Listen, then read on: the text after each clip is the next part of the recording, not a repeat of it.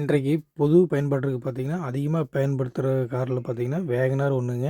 ஒண்ணு ஓன் யூஸ்க்கு எடுத்தாலும் சரி, அல்லது வாடகைக்கு ஓட்டுற வண்டிகளா இருந்தாலும் சரி, அதிகமான வண்டி இருக்கிறது பார்த்தீங்கன்னா, மாருதி வேகனார் அதிகமா இருக்குதுங்க. அதுவும் பார்த்தீங்கன்னா, கேரளாவுலேயும் ஜாஸ்தியா இருக்கு. அதே மாரி பெங்களூர் ஏர்போர்ட் சைடு பார்த்தீங்கன்னா, அதிக டாக்ஸில ஓடுறது பார்த்தீங்கன்னா, இந்த வேகனார் தாங்க. ஏன்னா, ரேட்டு கம்மியா சிஎன்ஜில அதிக மைலேஜ் தரக்கூடிய ஒரே வண்டி எதுன்னு பார்த்தீங்கன்னா, இந்த மாருதியோட வேகனார் தாங்க. அதனால் கமர்ஷியல் பர்பஸ்லேயே ரேட் கம்மியாக பார்த்தா இந்த வண்டி அதிகமாக யூஸ் ஆகிட்டு இருக்கு. ஓன் யூஸ்க்கும் பார்த்தீங்கன்னா, சிம்பிளாக ஒரு இடத்துல கொண்டு போய் பார்க்கிங் பண்ணுறதுக்கு எல்லாத்துக்கும் ரொம்ப ஈஸியாக இருக்கிறது பார்த்தீங்கன்னா, இந்த வேகனார் தாங்க.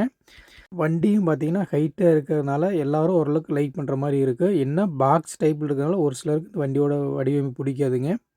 வாங்க இந்த வண்டி ஒரு எவ்வளோ மைலேஜ் கிடைக்குதுன்னு முழுமையாக தெரிஞ்சுக்கலாம். வேகனார் பார்த்தீங்கன்னா, சிஎன்ஜிக்கு பெட்ரோலோட சிஎன்ஜிக்கு தாங்க மைலேஜ் அதிகமாக வருது. பெட்ரோலுக்கு பார்த்தீங்கன்னா ஒரு 22 கிலோமீட்டர் வருதுன்னு சொல்கிறாங்க.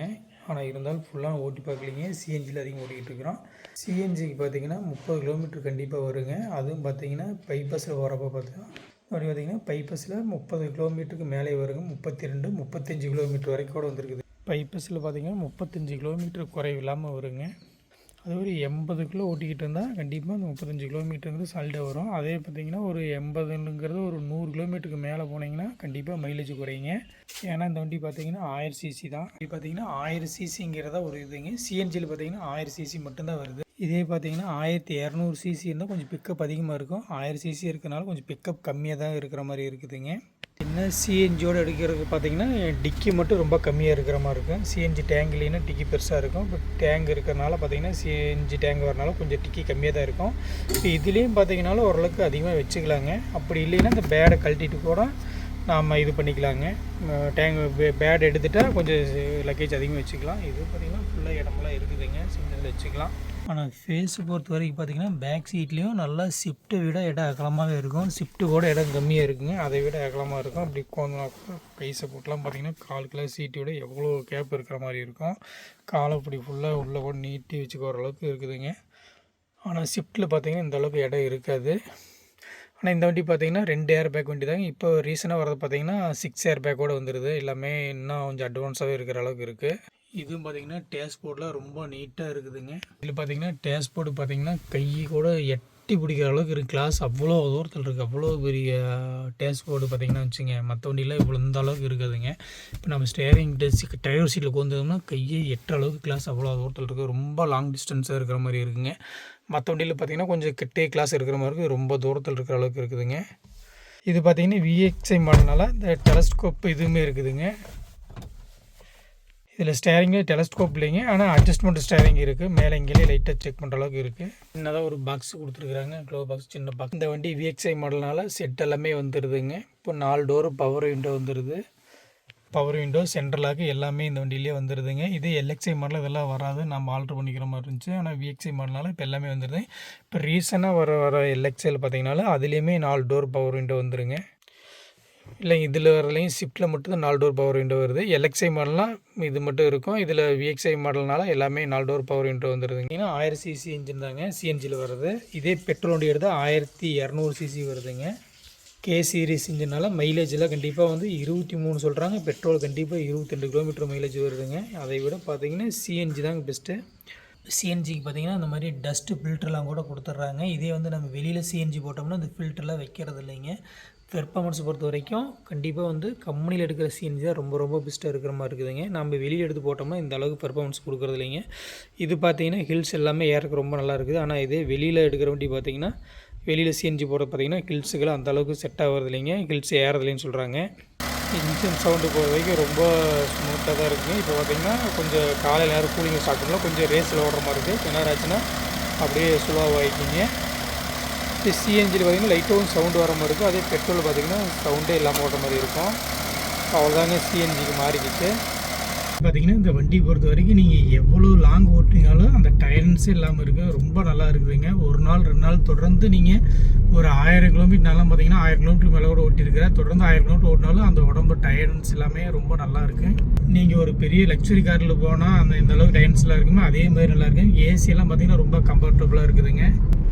வண்டி ஓட்டுறதுக்கும் ரொம்ப ஸ்மூத்தாக இருக்குங்க. உள்ள இன்ஜின் ஐஸில் பெருசாக ஒன்றும் கேட்குறது இல்லைங்க. ரொம்ப நல்லாயிருக்கு. பார்த்திங்கன்னா க்ரௌன் கிளீன்ஸ்லாம் பார்த்திங்கன்னா எவ்வளோ ஹைட் இருக்குதுங்க. மற்ற வண்டிக்கு ரொம்ப கிரவுண்ட் கிளியன்ஸில் அதிகமாகவே இருக்குது. எந்த வேகத்தடியாக இருந்தாலும் ஏறி இறங்கினாலும் முட்டாதுங்க. அதேமாதிரி பார்த்திங்கன்னா பேக் சீட்டில் தாராளமாக 3 பேர் உட்காந்துக்கிற அளவுக்கு இருக்குதுங்க. 2-1 சீட் பெல்ட் இருக்குதுங்க. 2 சைடும் சீட் பெல்ட் இருக்குது. அதேமாதிரி சென்டரில் போகிறவங்களுக்கு ஒரு சீட் பெல்ட்டு கொடுத்துருக்காங்க. 3 ரோ சீட் பெல்ட்டும் இருக்குதுங்க. அதேமாதிரி பார்த்திங்கன்னா சீட்டு கவரும் பார்த்திங்கன்னா கம்பெனியில் போட்டிருந்தாலும் சீட் கவர் ரொம்ப நல்லாயிருக்கு. சிஎன்ஜியோட மட்டும் 3 சிலிண்டர் இருந்தாலும் கொஞ்சம் இன்ஜின் சவுண்டுக்கு இப்படி கேட்குதுங்க. இதே வந்து பெட்ரோலோடப்போ இந்த நைஸே இருக்காது. சிஎன்ஜியோட மட்டும் 3 சிலிண்டர் இருக்கிறனால இந்த வண்டியில் மட்டும்தான் வேகனார் மட்டும்தான் இன்ஜின் சவுண்டு அந்த சிஎன்ஜியோட ஏர் போகிற சவுண்டு பார்த்திங்கன்னா இப்படி கேட்கும். அதே பெட்ரோல் போடுறது பார்த்திங்கன்னா இந்த சவுண்டு நைஸ் ரொம்ப கம்மியாக இருக்கும். பெட்ரோல் சவுண்டு இல்லாமல் இருக்குங்க. சிஎன்ஜியில் ஓடுறது மட்டும்தான் அந்த மாதிரி சவுண்டு கேட்கும். இன்ஜின் ஓடிக்கிட்டு இருக்குதுன்னு இது அளவுக்கு இருக்குது. இப்போ வண்டி ஓடிக்கிட்டு இருக்குதுங்க, ஓடுறே தெரியாமல் இருக்குது. சிஎன்ஜினா மட்டும் கொஞ்சம் லைட்டாக சவுண்டு கேட்குற மாதிரி இருக்கும். அதேமாரி பார்த்திங்கன்னா ஏசி வென்ட்டு இந்த சைடு கொடுத்துருக்குறாங்க, 2 சைடும் கொடுத்துருக்குறாங்க. ஏசி பார்த்திங்கன்னா 3 ரூபா கொடுத்துருக்காங்க. ஆனால் ஃபஸ்ட்டில் ஓட்டால் நல்லா கூலிங்காக இருக்கும். இந்த இடம் 4 வைக்கும்போது ஃபுல்லாக இருக்குங்க. நமக்கு பார்த்திங்கன்னா இந்த இடம் அதிகமாக இருக்கும். 3வது இதில் வச்சாவே போதுங்க, ஃபுல்லாக ஏசி கூலிங் ஆகிற மாதிரி இருக்குது. முதல்ல சிஎன்ஜிக்கு பார்த்திங்கன்னா ரொம்ப மைலேஜ் வர இது பார்த்திங்கன்னா எதுன்னு பார்த்திங்கன்னா மாருதியை பொறுத்த வரைக்கும் இந்த வேகனார் தான் அதிக மைலேஜ் வர மாதிரி இருக்குதுங்க. மற்ற எல்லாமே கொஞ்சம் கம்மியாக தான் இருக்கும். வேகனார் மட்டும்தான் கம்பெனி மேக்கில் வர சிஎன்ஜியில் வந்து அதிக மைலேஜ் தர வேண்டியதுன்னு பார்த்திங்கன்னா நம்ம இந்த வேகனார் மட்டும்தாங்க. சரி பார்த்திங்கன்னா டயரும் மைலேஜும் இப்போ பார்த்திங்கன்னா ஒரு 40,000 கிலோமீட்டர் ஓடி இருக்குது, 45,000 ஓடி இருக்குங்க. கண்டிப்பாக வந்து பார்த்திங்கன்னா ஒரு 60,000 கிலோமீட்டர் டயரு ஓடுங்க. சிஎன்ஜி டேங்க் இருந்தாலும் சிலது மைலேஜ் வராதுமாங்க, ஆனால் கண்டிப்பாக டயர் மைலேஜ் நல்லா வருதுங்க. அதேமாதிரி பார்த்திங்கன்னா நீ ஹில்ஸ் ஏற்றினாலும், 2வது பிளைன் ரோட்டில் போனாலுமே 3 பேர் 4 பேர் போனாலுமே வண்டி அந்த சிஎன்ஜியில் ஓடுது அப்படிங்கிறதே இல்லாமல் பெட்ரோல் போகிற மாதிரி பிக்கப்பு நல்ல பிக்கப்பாக தாங்க இருக்குது. கொஞ்சம் கூட பிக்கப் குறையிறதே இல்லை.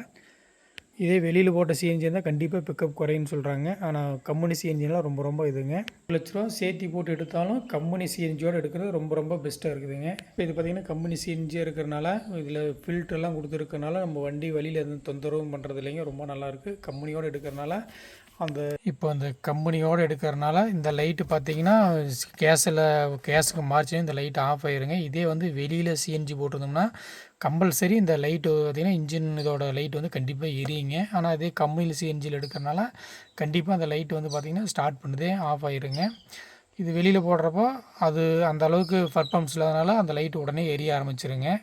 பார்த்திங்கன்னா இந்த லைட் எரிஞ்சிக்கிட்டு இருக்குதுங்க. ஆனால் வண்டி ஸ்டார்ட் பண்ணி வச்சுங்க அந்த லைட்டு உடனே ஆஃப் ஆயிரும். அதே பார்த்திங்கன்னா வெளியில் சிஎன்ஜி போட்டிங்கன்னா கண்டிப்பாக அந்த லைட்டு எரியும். அது எரியாமல் இது பண்ண முடியாதுங்க. கண்டிப்பாக லைட்டு எரிய தான் செய்யும்.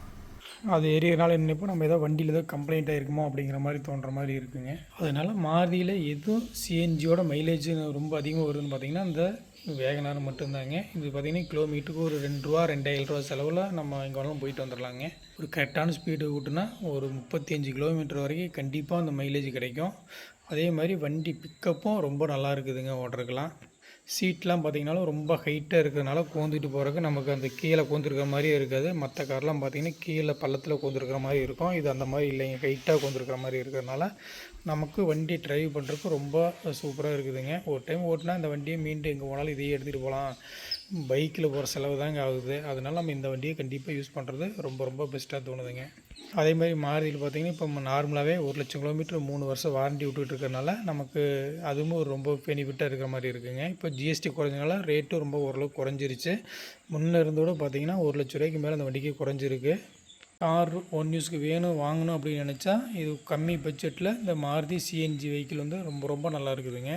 அதுலேயே வேகனார் வந்து ரொம்ப பெஸ்ட்டான வண்டியாக இருக்குது. வண்டி பார்த்திங்கன்னா ட்ரைவ் பண்ணுறதுக்கும் ரொம்ப ஸ்மூத்தாக இருக்கிற மாதிரி இருக்குதுங்க. இப்போ ஒரு பெரிய வண்டியில் அந்த அளவுக்கு இருக்கா ஸ்டேரிங்கில், அதே மாதிரி ரொம்ப ஸ்டேரிங்கில் இருந்து எல்லாமே ரொம்ப ஸ்மூத்தாக இருக்கும். சஸ்பென்சரும் பார்த்திங்கன்னா ரொம்ப அருமையாக இருக்குதுங்க. அதனால் ரொம்ப காசு கம்மியான பட்ஜெட்டில் ரொம்ப செலவு கம்மியாக இருக்கிற வண்டி எதுன்னு பார்த்திங்கன்னா இந்த வேகனார் சிஎன்ஜி மாடல் வந்து ரொம்ப பெஸ்ட்டான வண்டிங்க. டிக்கி அதிகமாக ஃபேஸ் வேணும் அப்படின்னா பெட்ரோல் எடுத்துக்கலாங்க. 23 கிலோமீட்டர் வரைக்கும் கண்டிப்பாக மைலேஜ் கிடைக்கும். இல்லை நாங்கள் டிக்கி கம்மியாக இருந்தால் போதும் அப்படின்னா இதுலேயுமே பார்த்திங்கன்னா 4 பேர் போகிற அளவுக்கு தேவையான லக்கேஜ் பேக்கெல்லாம் இதிலே வச்சுக்கலாம். போதும்னா இந்த சிஎன்ஜி மாடலும் எடுத்துக்கலாங்க.